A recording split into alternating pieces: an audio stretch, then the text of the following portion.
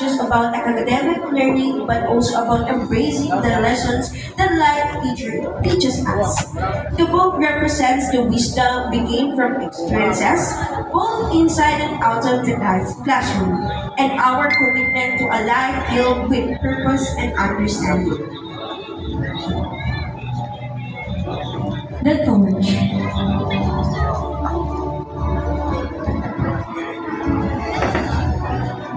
The torch represents the guiding light that illuminates our path. It signifies our commitment to bring light not only to our own lives, but also to the lives of those around us. The light of the torch symbolizes the positive impact we can make through kindness, empathy, and understanding in our school community and beyond.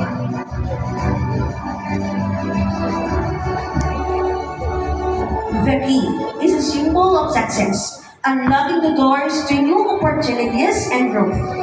It reminds us that success is not just about personal achievements, but also about contributing positively to our community and the world. The key represents the continuous journey of learning, growing, and making a difference. At this moment, I am honored to invite three outstanding students to the stage. Sunny S. Lee, SOJ Vice Governor and Classroom President, Chloe Rubin V. Mendoza, SOG Governor and Classroom Vice President, and Jasmine Toniro C. Aquino, English Club Editor-in-Chief and Classroom Secretary.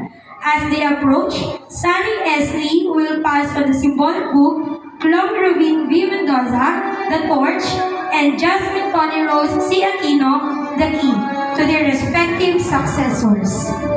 Winnie Jane Rodiadilla, Classroom President, Sophia Luel L. De La Rosa, Classroom Vice President, and Misha Agatha P. Angeles, Classroom Secretary.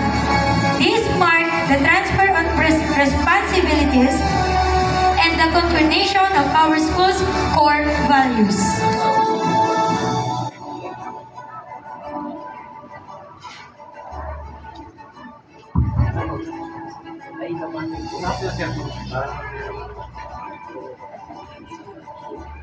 I pass on to you, Queenie Jane Delia, the book, a symbol of knowledge and life. May you carry it with pride, guiding our fellow students to a future filled with wisdom and purpose.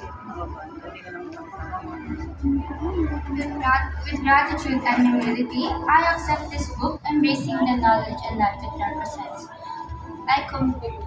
I am committed to guiding our fellow students toward a future filled with knowledge and purpose.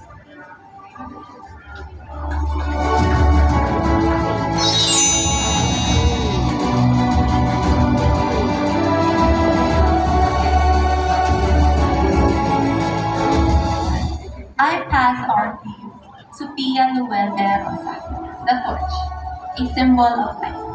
May you carry this with dedication, illuminating our school community with kindness and understanding.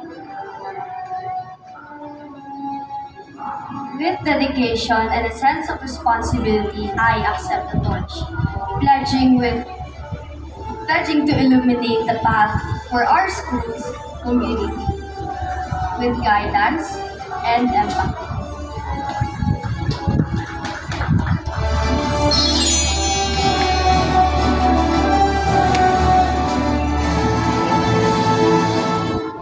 Pass on to you, Misha Agatha Angeles, the P, a symbol of success.